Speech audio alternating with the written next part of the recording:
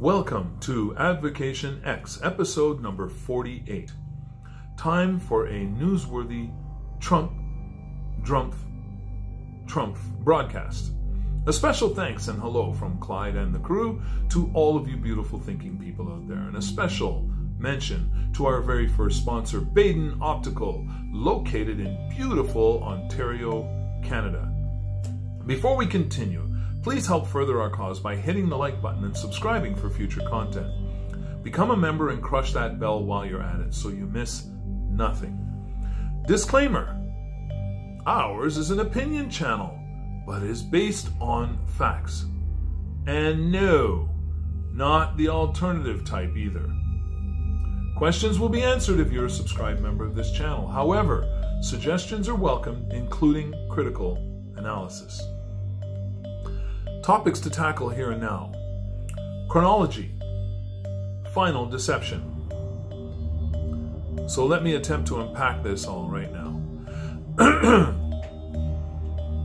Chronology of the United States of America and its response to the super bad cold illness. Let's start with January 2017. 2 months before being elected, Trump got warned by military about the threat of a respiratory virus like the coronavirus and a shortage of supplies if this was to occur.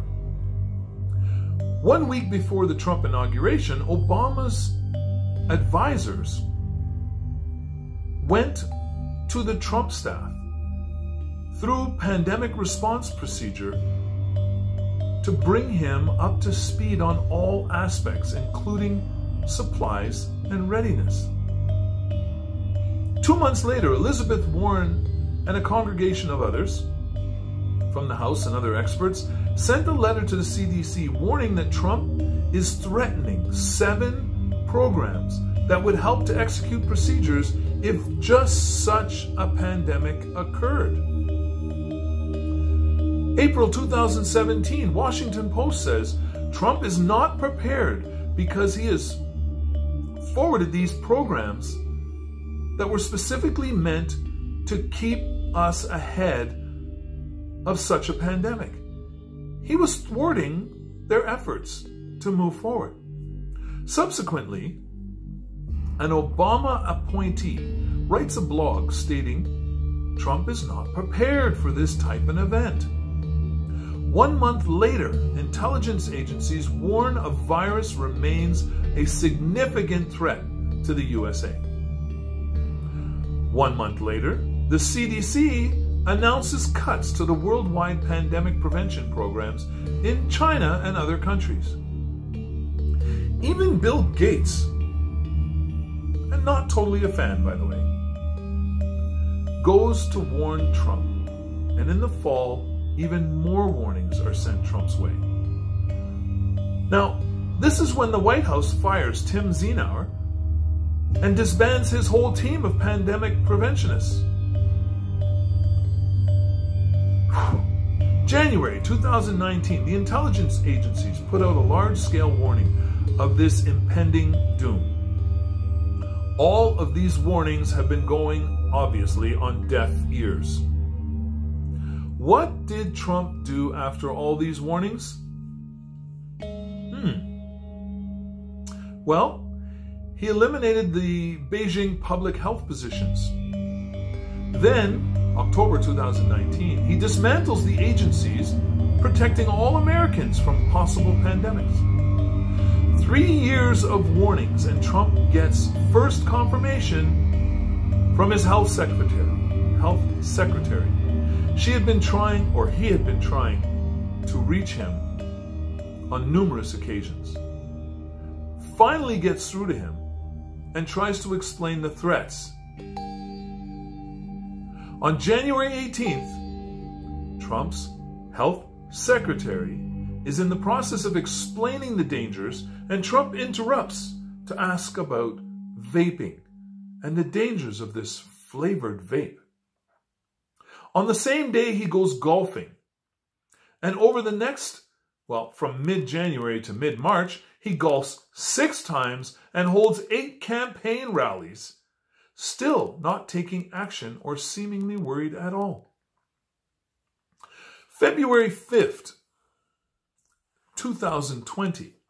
Health and Human Services asks for $2 billion in equipment, etc., to fight the pending pandemic, and is only given a quarter of their ask.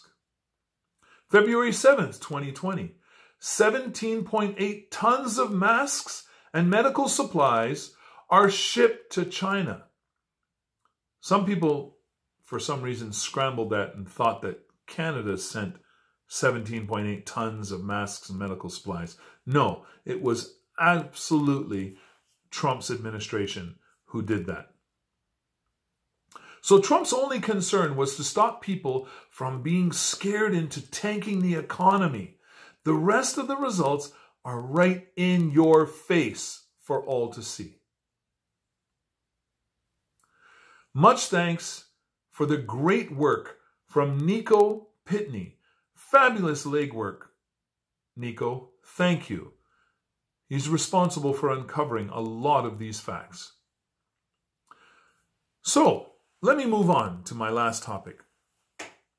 The last sleight of hand deception that seems to have been resulted from this whole super bad cold illness was Trump's demand that stimulus checks meant to help people through this horrible time be stopped in their tracks and his name be printed on every check in the memo section. Obviously, this was meant to advertise himself to the entire populace and inspire their grateful appreciation and perhaps adoration for his godlike perception, cat-like reflexes that were right there helping everybody to become a survivor. He had done nothing through years of warnings. Nothing. He hadn't prepared. He had years to prepare. He hadn't prepared. Even once it started to break, he had months to step up his game. And instead, he went golfing, held campaign rallies. The only thing he's concerned with is his popularity. Any show of sympathy towards the American people is written on a teleprompter for him to try and express. Please leave your respectful comments in the comment section. Don't forget to hit the like button and subscribe for growing content. Become a member. Crush that bell while you're at it so you miss nothing. Once again, good folks, I must say, we never give up and we never give in. And remember to always keep an open mind because knowledge is our power. So we will all do our research so that we never lose our power. Until next time, thank you for spending time with us here on this channel. Protect your rights. Keep yourself informed. Be abreast of what's going on around you. Don't be fooled by the okie doke. Please stay safe and healthy while doing your utmost to remain happy as humanly possible. And again, this is where we will mention our future sponsors, as our first sponsor is Baden Optical in beautiful Ontario, Canada. Thank you, Baden. Until next time.